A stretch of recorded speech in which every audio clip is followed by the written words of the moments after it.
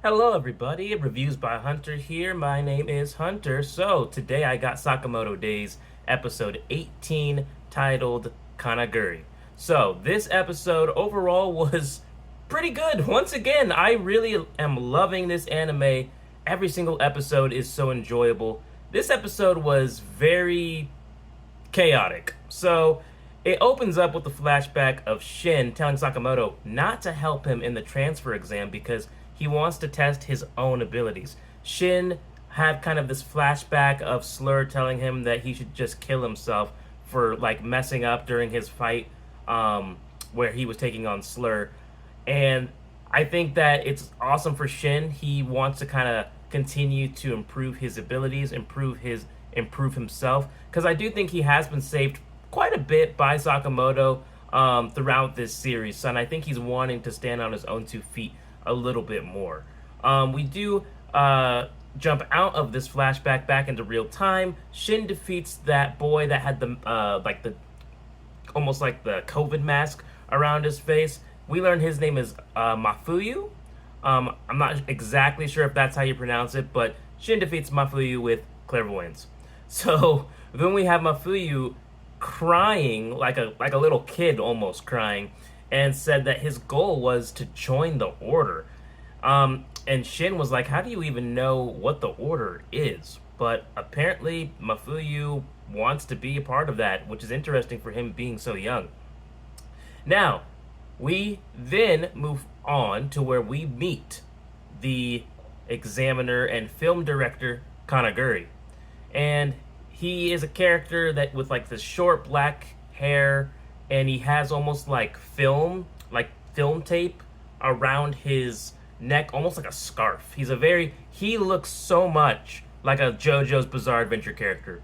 If like of all of the characters I've seen in this show, he resembles a JoJo's character the most, man. Even the way he talks. He's very interesting. Eccentric as well. So Kanaguri is like recording all these different test takers that are surrounding them. And you know the thing that you use to go like, all right, action or cut. I looked it up and it's called the clapper board. Well, guess what? Because it's Sakamoto Days where anything can happen, Kanaguri uses a clapperboard as his weapon and beheads like 6 or 7 test takers at the same time, right off the bat, kind of showing that this guy is extremely capable. But of all the examiners so far, he stands out the most. We then get a shot of the pilot narrating where he says, 360 participants started, but out of those 360, 297 are out of commission, 63 are remaining, and there's only 30 minutes left of the test. Now, the 297 out of commission, we don't know. More than likely, they are not all unalived because you have Team Sakamoto on here and they do not unalive people. And you probably have other test takers that opt to knock out their opponent instead of just straight up like unaliving. So, but still, 297 out of commission already is pretty crazy. The pilot says, "Man, this is like a disaster. We have never had a test where half the administration has been unalived. So this is not normally how the test would take place. This initiation test to get into the JCC." We then have we have Shin, who comes face to face with Kanaguri along with Mafuyu, and turns out he's like a huge fanboy. He like knows all of his work and all of his movies, and Kanaguri's like, "Oh, you've heard of me." It was pretty funny. Kanaguri though gets pissed off because Mafuyu is not impressed and insults filmmaking as a whole, saying stuff like movies are too long and you could just go on the internet and look up how it ends anyway.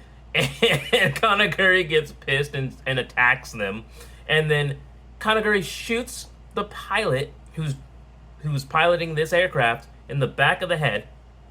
And he does this because he says he wants like exciting content. Like he has his recorder out. He says he wants to get good video. So he's making these dramatic, crazy things happen in real time. He's insane. It's what I'm getting the vibe of.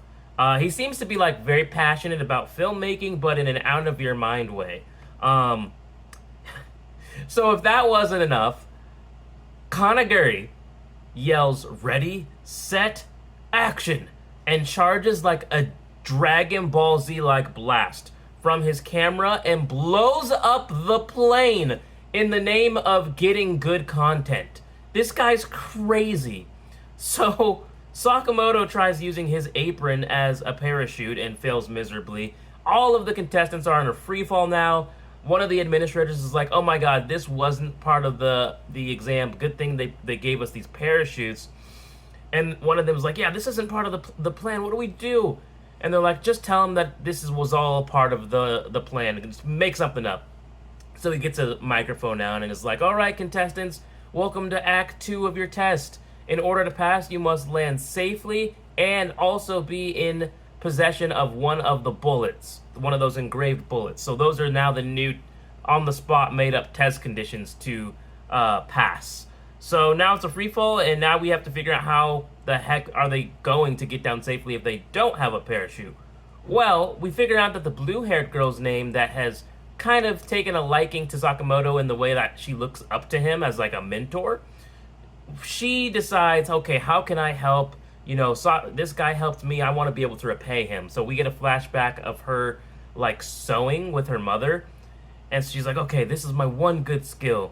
So she asks everybody to remove their clothing.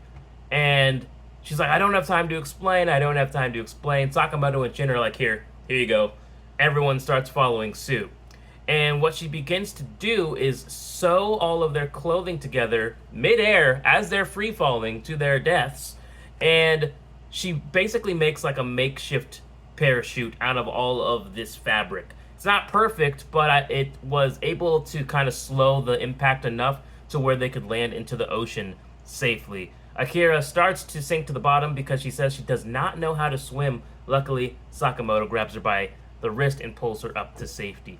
I don't know for sure if Akira is going to become a member of Team Sakamoto or not. She's getting a lot of screen time and is even looking towards Sakamoto as a mentor. It would not surprise me if later down the line she becomes an official part of the family and ends up getting a job at the convenience store as well. Or maybe she just has a role to play for this particular arc. We'll have to see.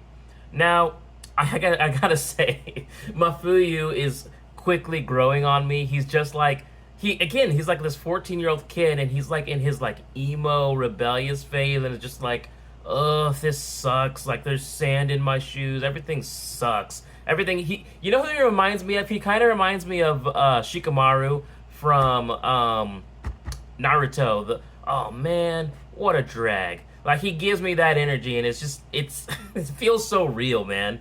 Sakamoto looks at Akira's needlework once they're on land and is actually extremely impressed by it, saying that even without being under pressure, this would have been extremely difficult to do, I guess, to get it to that quality. So he's impressed with her skill set. Again, another reason why I think she's going to become part of the family. The episode ends with someone who is on a boat approaching the plane wreckage.